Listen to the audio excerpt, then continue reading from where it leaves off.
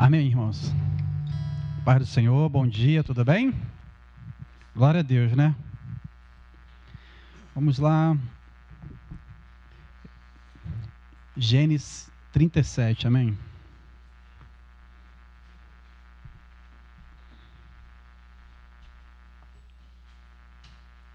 Gênesis capítulo 37.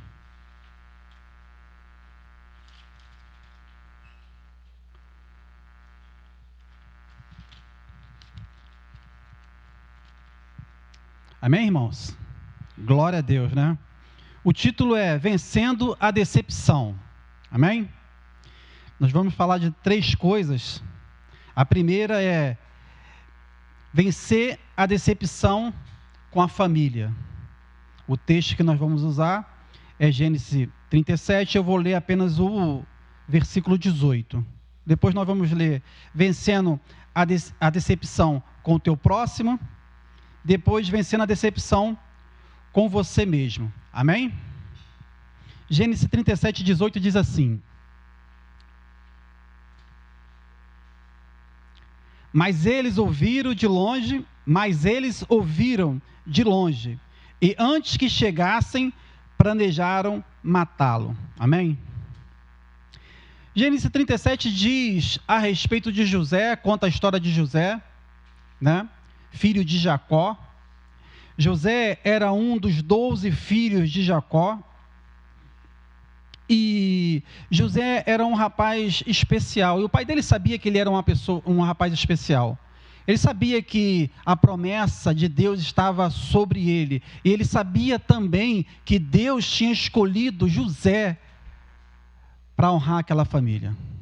Como o pastor Luiz falou aqui hoje sobre a mãe dele, eu já havia falado isso em casa outro dia com a Cristiane, e também outro dia em conversa com o pastor Luiz, a gente estava falando que ele, conversando com a pastora Laudelina, a mesma conversa que eu tive com a Cristiane, que Deus escolhe o filho que vai cuidar do pai e da mãe.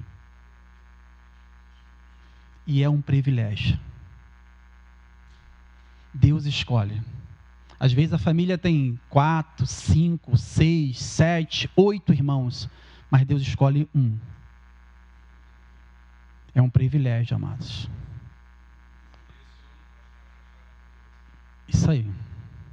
É um privilégio. Você tem que entender que é uma missão que Deus colocou na sua missão. A sua missão é cuidar do seu pai, da sua mãe, né? E José aqui, ele tinha essa missão de cuidar da família dele. José, em Gênesis 37, 5, ele tem um sonho. Gênesis 37, 5, versículo 9, ele tem outro sonho, né? E ele fala do sonho para os irmãos, ele fala do sonho para o pai dele, e ele tem a primeira decepção com o próprio pai. O pai chega para ele e fala assim: ué, eu e sua mãe vamos se curvar diante de você? Você vai reinar sobre mim? Você vai reinar sobre os seus irmãos? Reinar sobre os irmãos, talvez para Jacó seria a preferência mesmo de Jacó. Mas reinar sobre o pai e sobre a mãe, ele dizia assim: poxa, quem é você, cara? Um menino, 17 anos, né? Quem é você? Você está dizendo que você vai reinar sobre mim, sobre o seu pai, sobre a sua mãe? E ali, José, eu acredito que José era uma pessoa espontânea, sabe?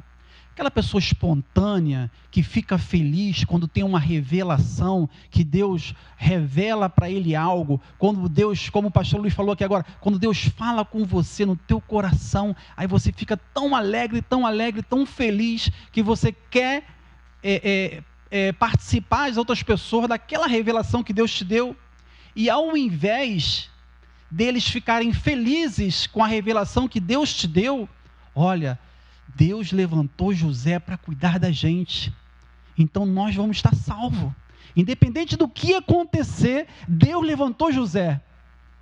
Seria a ação que eles teriam que tomar por ser crente, por crer em Deus. Por eles crerem em Deus, eles teriam que falar assim: olha, como estamos felizes hoje, Porque hoje Deus, através de José, nos revelou: vou cuidar de vocês.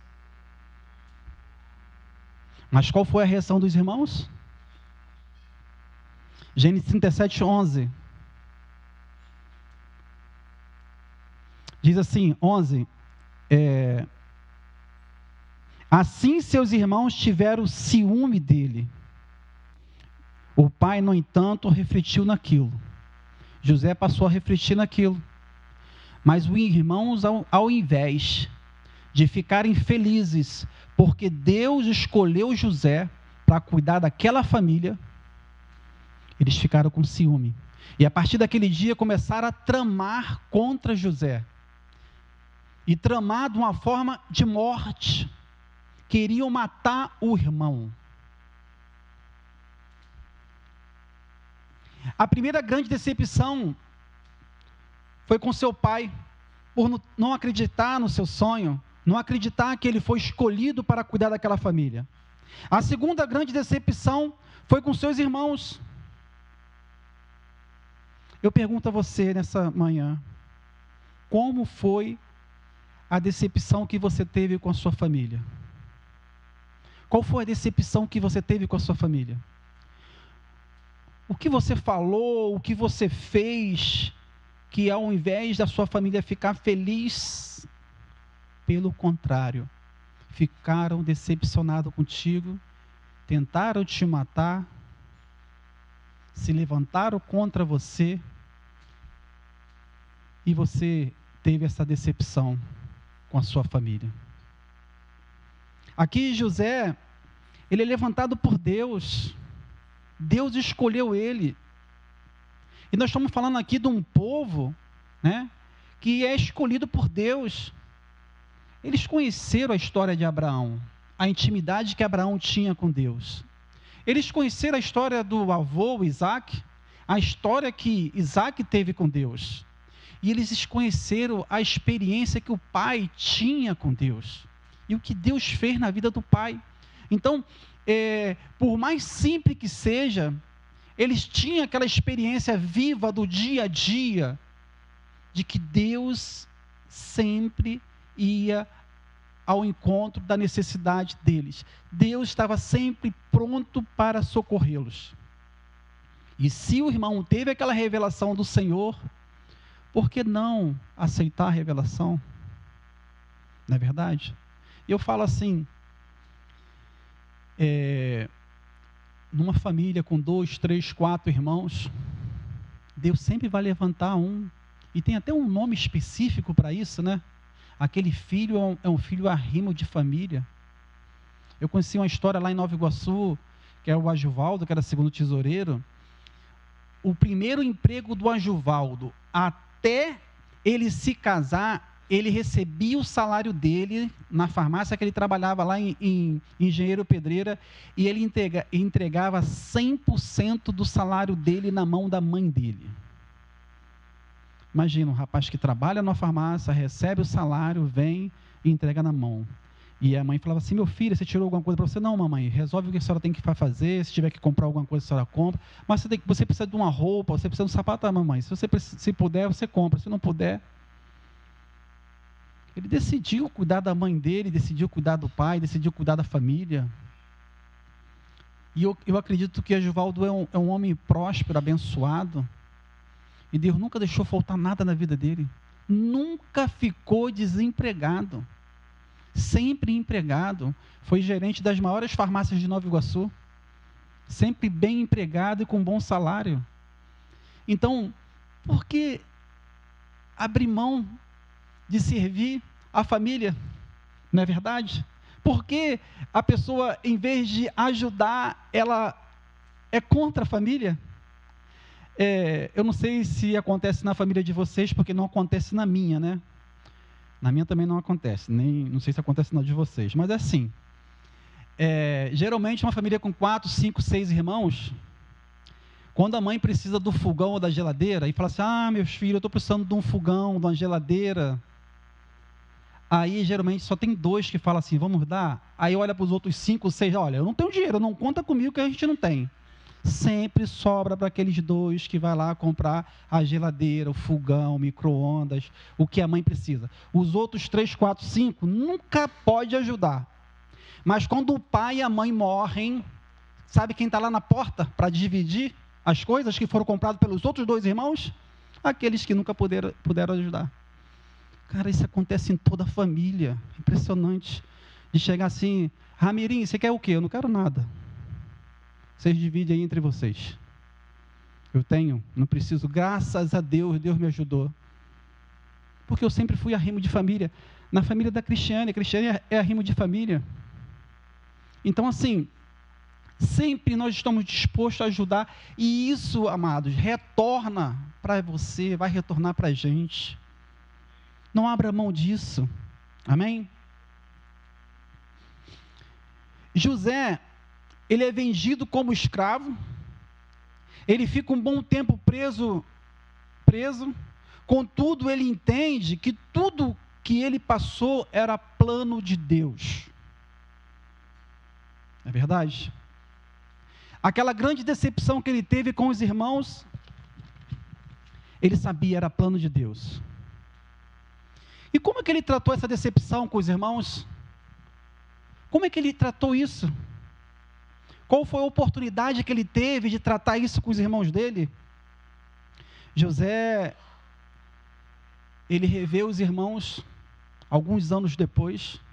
Ele reconhece os irmãos chegando no Egito, ele já como governador.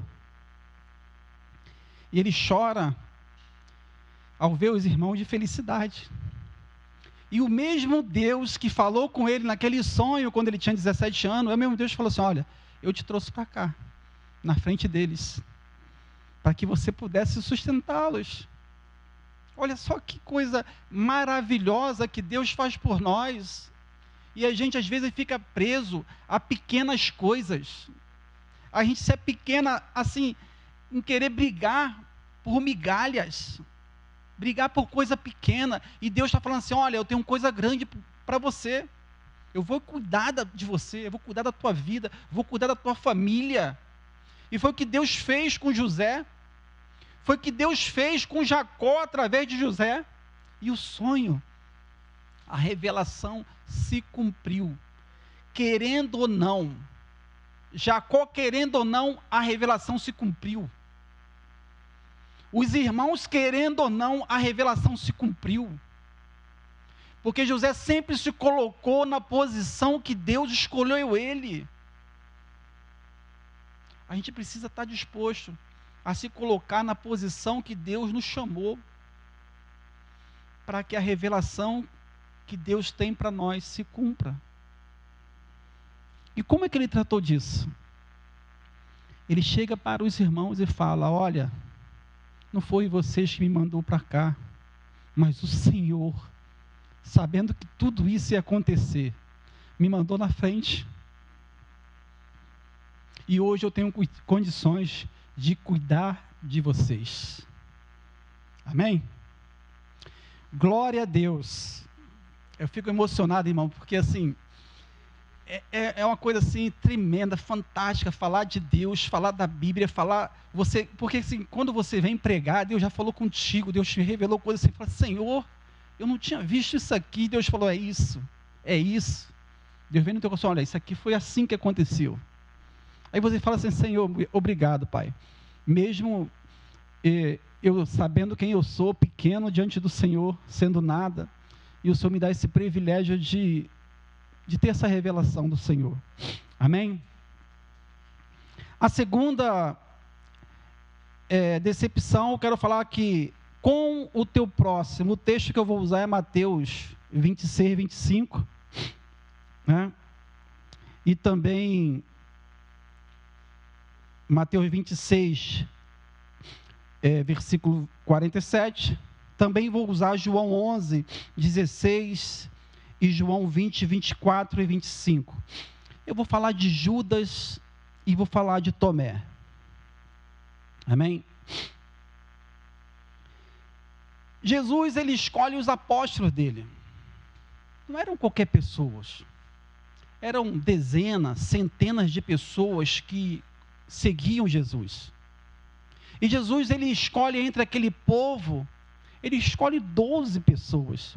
Então, assim, Judas e Tomé, ele estava ali, como se fala hoje, né, no top 12. Ele era top 12 do ministério de Cristo. E Jesus escolheu aqueles 12 homens.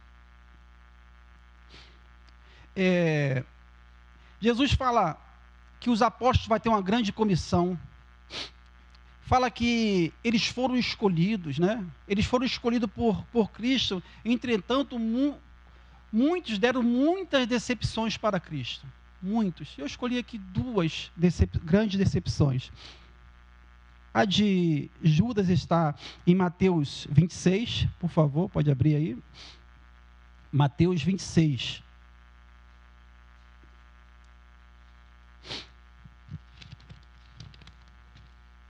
Mateus 26, versículo 25.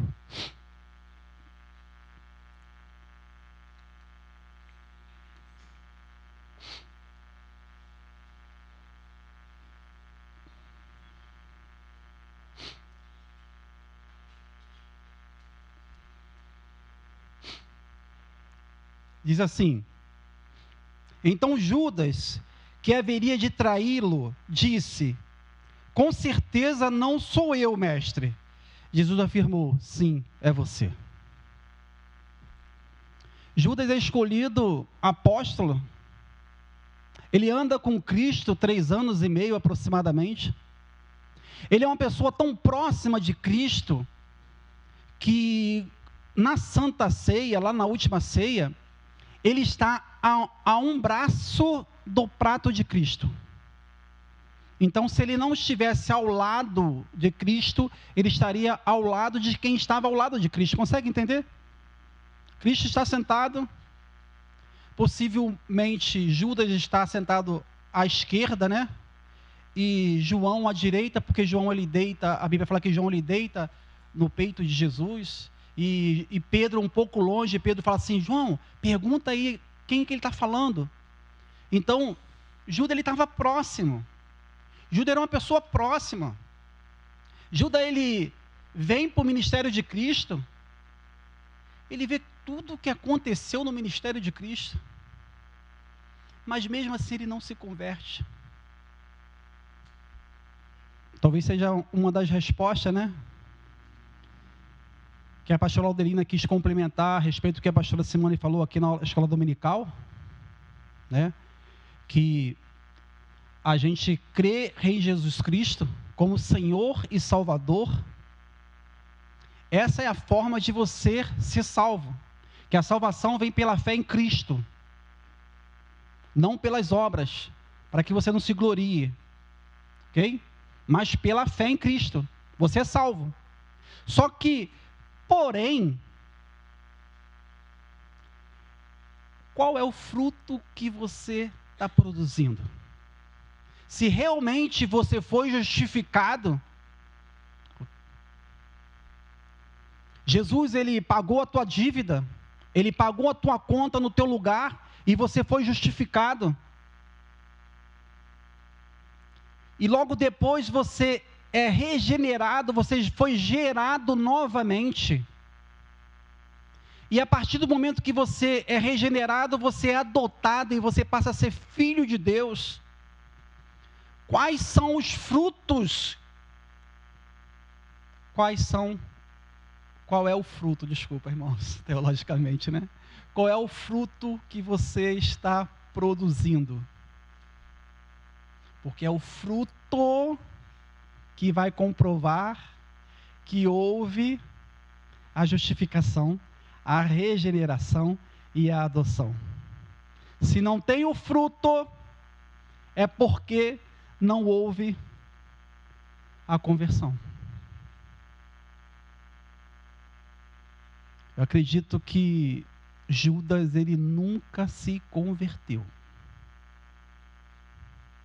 Ele estava ali por interesse.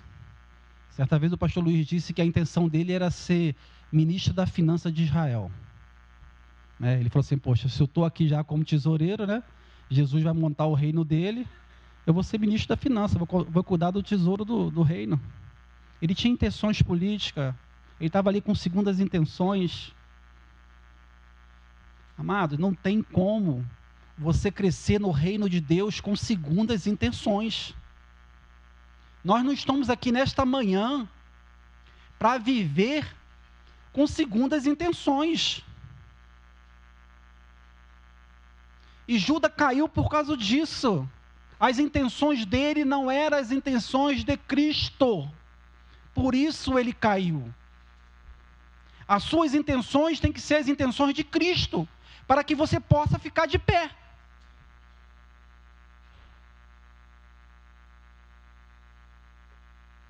Ainda em Mateus 26, no 47, enquanto ele ainda falava, chegou Judas, um dos 12, top 12. Com ele estava uma grande multidão armada de espada e varas, enviada pelos chefes dos sacerdotes e líderes religiosos do povo. Ele vai lá e cumpre a missão dele. A missão dele era trair Jesus, era decepcionar Jesus. Amém? Agora vamos lá para João. João capítulo 11, diz assim, versículo 16. Lázaro estava doente, Lázaro morre. Eles vão ter agora uma experiência tremenda, porque o filho da viúva de Naim tinha acabado de morrer, e Jesus encontra com ele, e Jesus cura e ressuscita o filho da viúva de Naim, no mesmo dia que ele havia morrido. Mas agora é diferente. Lázaro já estava morto há 4 dias, e havia em Israel, entre os judeus, uma história que eles contavam, que se a pessoa realmente estaria morta a partir do 3º dia.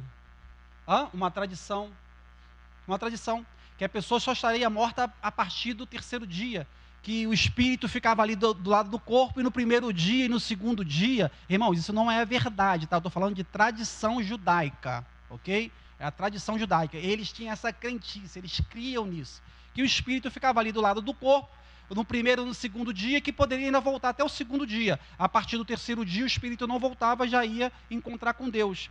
Então, eles poderiam dizer assim, olha, ele ressuscitou o filho da viúva de Naim, porque o espírito estava ali do lado, todo mundo sabe que o espírito pode voltar, e voltou, e não foi bem assim. Jesus, legal, Lázaro morre, chamam Jesus e dizem, não, a partir do 3º dia, né, não volta, né, então isso aí eu vou ressuscitar no 4º dia.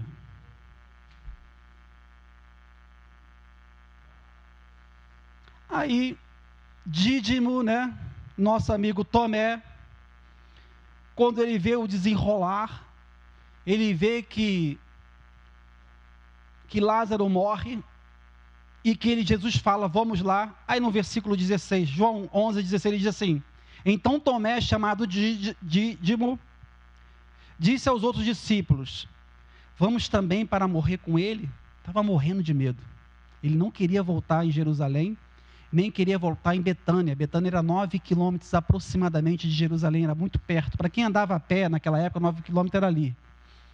E ele falou assim, fazer o que lá se os sacerdotes estão doidos para matar a gente?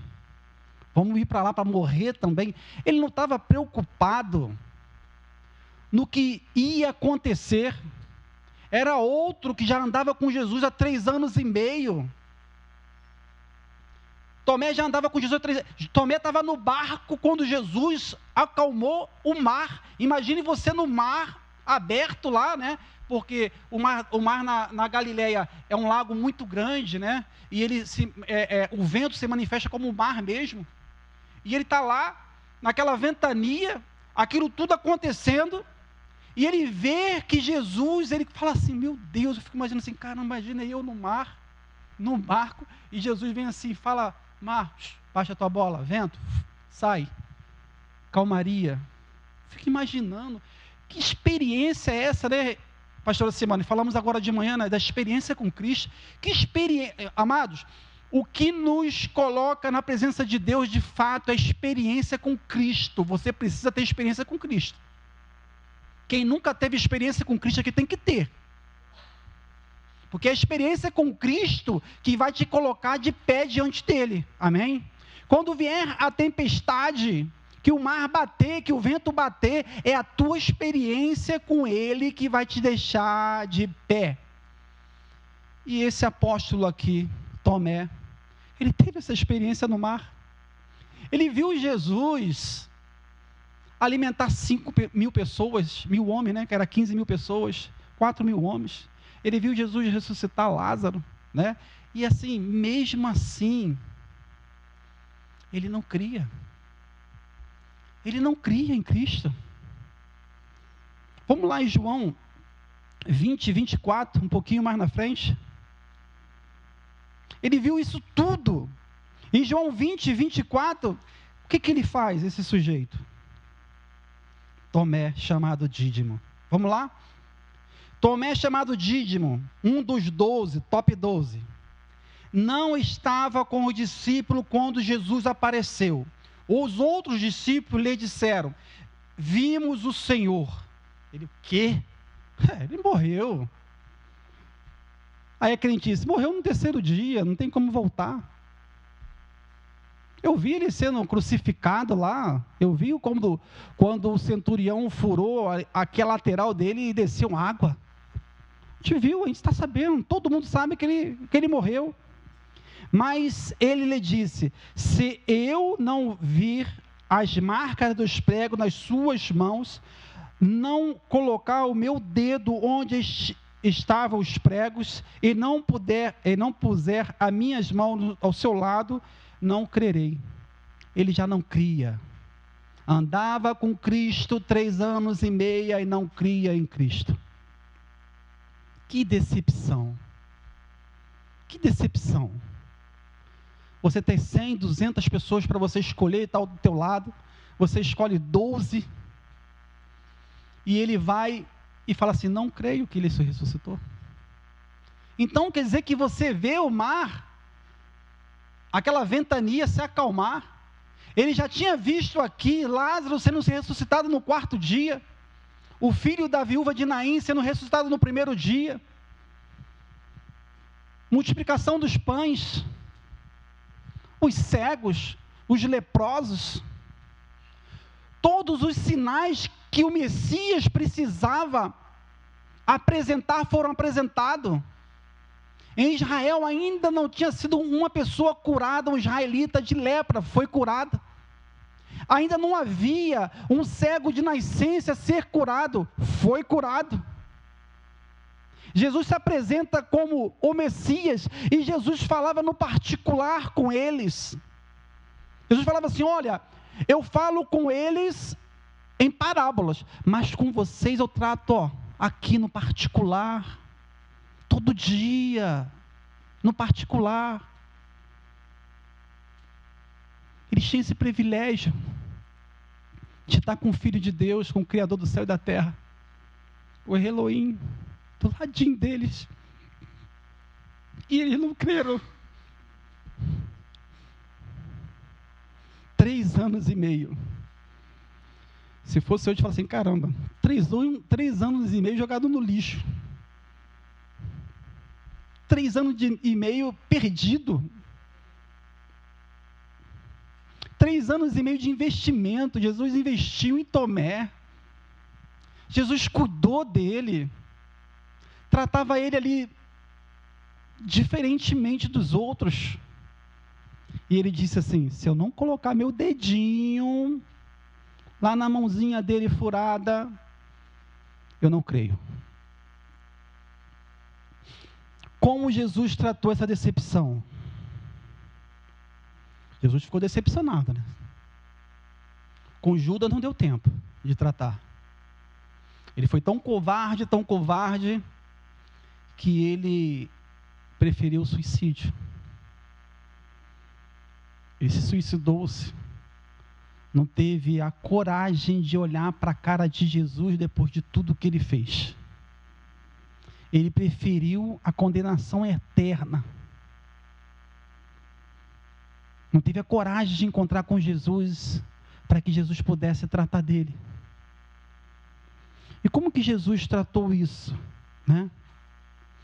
Em Mateus 20 ainda, 26 e 27, em João, 20, 26 e 27, a gente fala dessa passagem, mas no 29, olha só, com tudo isso, com toda essa decepção, Jesus anda com Dídimo durante 3 anos e meio, ele vê tudo que Jesus fez de perto.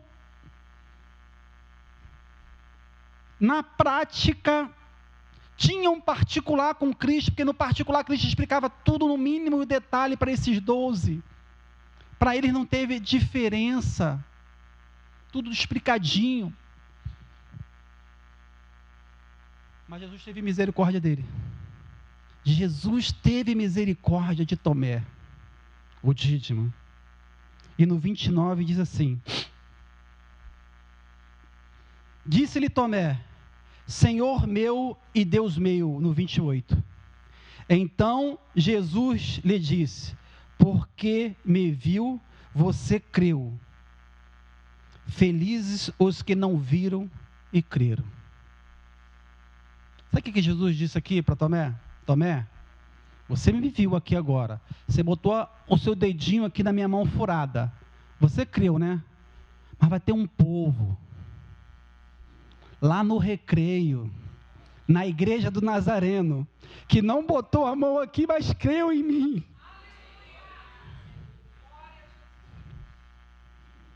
Foi a resposta que Jesus deu para ele. Não foi por você não, Tomé. Eu não morri na cruz para aqueles que não creram em mim. Eu morri na cruz, Tomé, por aqueles que creem em mim. E depois que tudo que eu fiz com você é assim que você faz?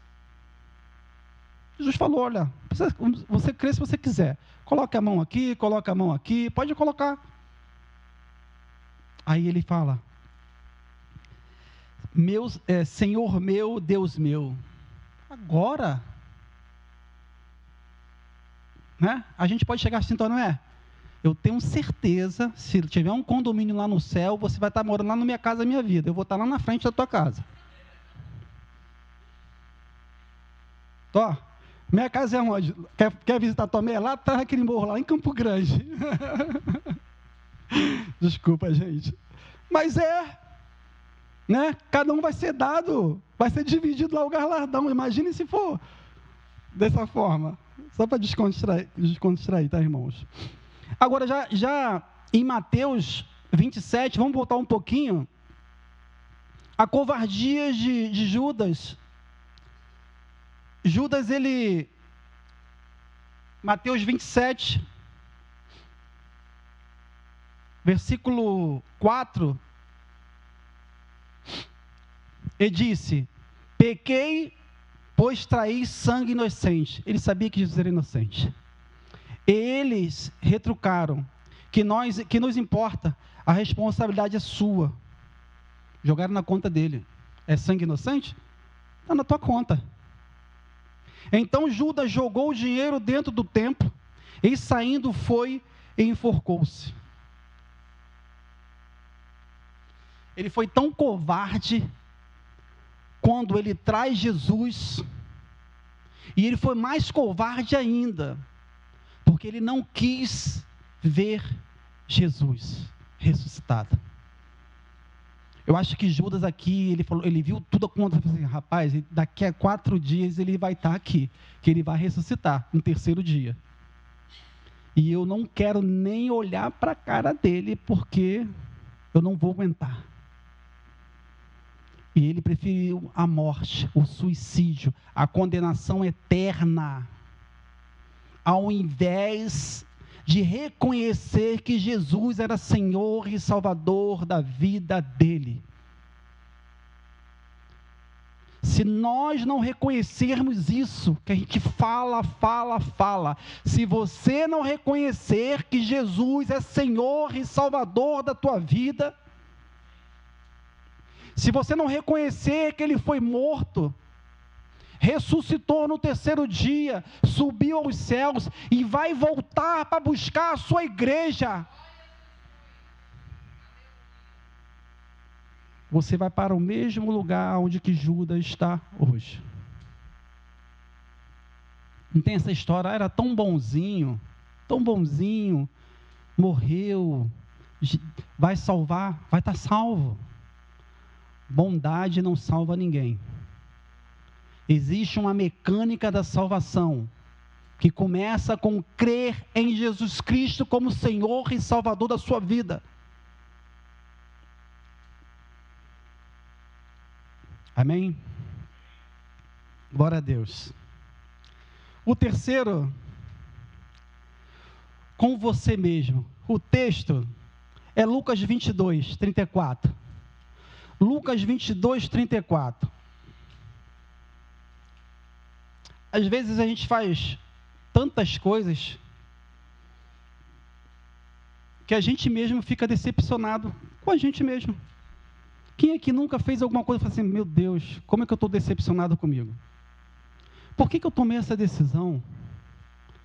E você fica até, como a doença da modernidade, né? Você fica aí, vai ter que procurar um psicólogo, vai ter que procurar um tratamento, um psiquiatra, tomar remédio, porque muitas vezes você ficou decepcionado com você mesmo. E aqui conta um caso de um outro homem. Ainda tenho 9 minutos, né, irmão? Hoje tem um almoço, vai todo mundo almoçar aqui, beleza, posso ir até 12:50, beleza?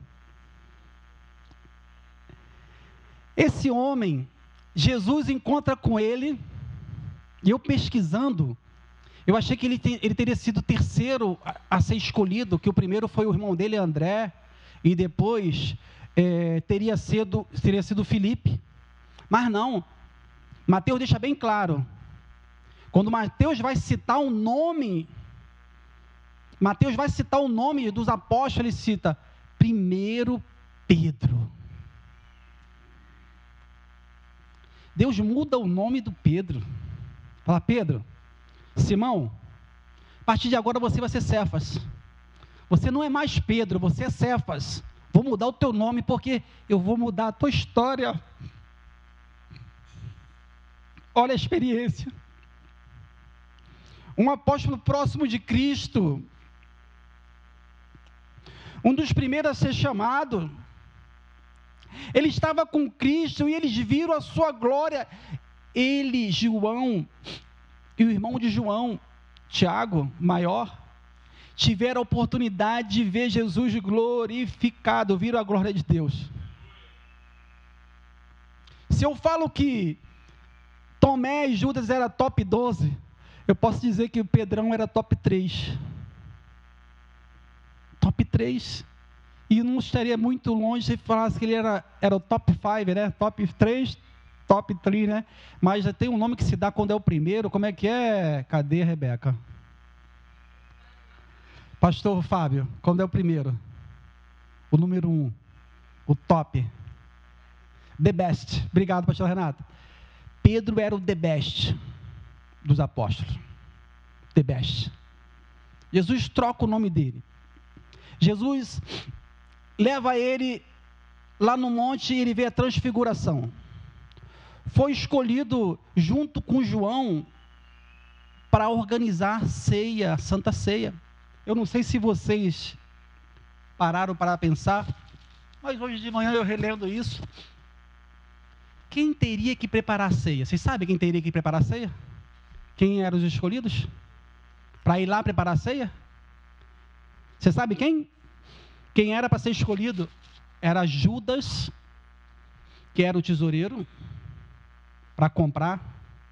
E o segundo era Filipe, porque Filipe era relações públicas, ele que resolvia as coisas. E ele trabalhava junto com Pedro, Filipe e Judas. Era Judas e Filipe que era para organizar a Santa Ceia. Mas como era a última, né? Jesus fala assim, não. Quem vai resolver isso aqui vai ser Pedro. Pedro, vem cá, pega João, outro top 3, faz assim, assim, assim, você vai ver um homem entrando com um cântaro, olha só. Ele falou, mas Senhor, nós estamos em Israel, quem anda com um cântaro na rua é quem? Quem anda com cântaro na rua em Israel? Quem era que andava? As mulheres. As mulheres andavam com cântaro. Eram as mulheres que iam buscar água para trazer para a residência. E Jesus fala assim, olha, entra lá em Israel, quando você estiver entrando na entrada da cidade, vai ter um homem com cântaro. Aí você fala assim, meu Deus, é diferente, né? Então, ia apenas acontecer de ter um homem. Jesus fala assim, tem uma mulher com cântaro, ia ter várias mulheres com cântaro. Mas Jesus fala assim, ó, tem um homem com cântaro, segue ele. Ele deu essa missão para quem? Para Pedro. Era talvez a última oportunidade de estar juntos, né? De estar organizados juntos. Ele não deu essa tarefa para Judas nem para Filipe, mas deu para Pedro. Pedro e João. Então, Jesus encontra com ele, e Jesus fala para ele assim, está aqui em Lucas 17:34. Respondeu Jesus, eu digo, Pedro, que antes que o galo cante hoje, 3 vezes você me negará. Você negará que me conhece. Imagine o the best, né, pastora Renata? The best dos apóstolos. Vai negar o Cristo. E ele falou assim, quem, eu? Claro que não. Eu sou o Pedro. Você vai me negar, Pedro. E aí você vê aqui, no versículo 54, 56, 5, 56, 57, 58, 59, 60, diz assim, então entrando, levaram-no para a casa do sumo sacerdote. Pedro os seguia à distância, mas quando acenderam fogo no meio do pátio e se sentaram ao redor, Pedro sentou-se com eles. Uma criada ouviu sentado ali à luz do fogo, olhou fixamente para ele e disse, este homem estava com ele. Mas ele logo negou, mulher, não o conheço. Negou a primeira vez. Ele estava tão assim, de repente, deprimido, que ele ainda não tinha sentido que ele estava se cumprindo ali o que Jesus falou para ele. Ele estava deprimido, Pedro estava ali, os outros já tinham fugido, já tinham se escondido, mas Pedro falou assim, não, eu vou lá, eu vou junto, eu vou. E ele negou a primeira vez. 57. Pouco depois um homem ouviu e disse, você também é um deles. Homem, não sou, respondeu Pedro. No 58, ele negou Jesus a segunda vez. No 59, cerca de 1 hora mais tarde, 1 hora depois da segunda vez que ele nega Jesus, outro afirmou, certamente este homem estava com ele, pois é galileu.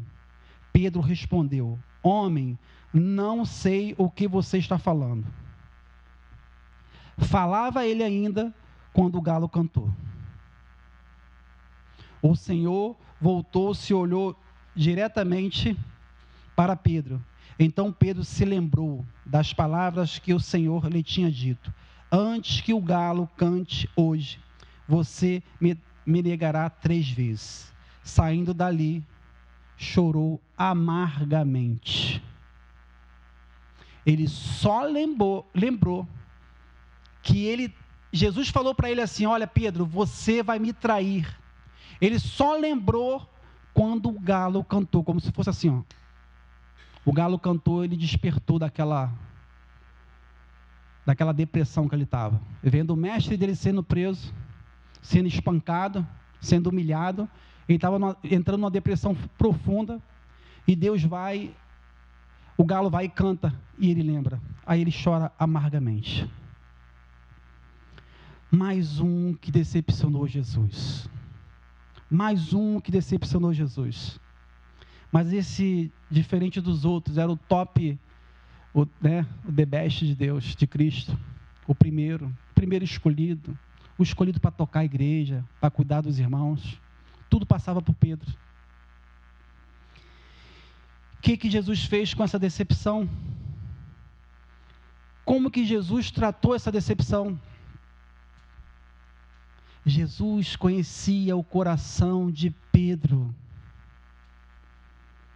Jesus sabia que Pedro, ele decepcionou ele ali, mas diferente de Judas, ele não ia se suicidar. Ele não ia tirar a vida dele. Ele chorou amargamente, talvez entrando numa depressão profunda. Mas Jesus decide: vou restaurar a vida de Pedro. Apesar da decepção, apesar dessa decepção que Pedro me fez, eu vou restaurar a vida de Pedro. Qual foi a decepção que você passou? Qual foi a decepção que você teve na sua família, com o teu próximo, ou com você mesmo, no caso de Pedro, que Pedro ficou decepcionado com ele mesmo? Qual foi essa decepção que você precisa, nesta manhã, que Jesus restaure a sua vida? Jesus restaurou Pedro. Jesus pode restaurar você também. Pedro negou Jesus 3 vezes. Jesus fez Pedro falar 3 vezes. Depois de comerem, Jesus perguntou a Simão Pedro: Simão, filho de João, você me amas mais do que estes? Disse ele: sim, Senhor, tu sabes que te amo. Disse-lhe Jesus: cuida dos meus cordeiros, das minhas ovelhas. Novamente Jesus perguntou: Simão, filho de João, você me ama? E ele respondeu: sim, Senhor, tu sabes que eu te amo. Disse Jesus: pastorei as minhas ovelhas. Pela 3ª vez ele lhe disse: Simão, filho de João, você me amas? Pedro ficou magoado por Jesus lhe perguntar 3 vezes: você me ama? E ele disse: Senhor, tu sabes todas as coisas e sabe que eu te amo. Disse Jesus: cuida das minhas ovelhas. Naquele dia ali, Pedro foi restaurado. Amém? Hoje, o Senhor pode restaurar a tua vida. Vamos ficar em pé, por favor? Amém? Feche seus olhos.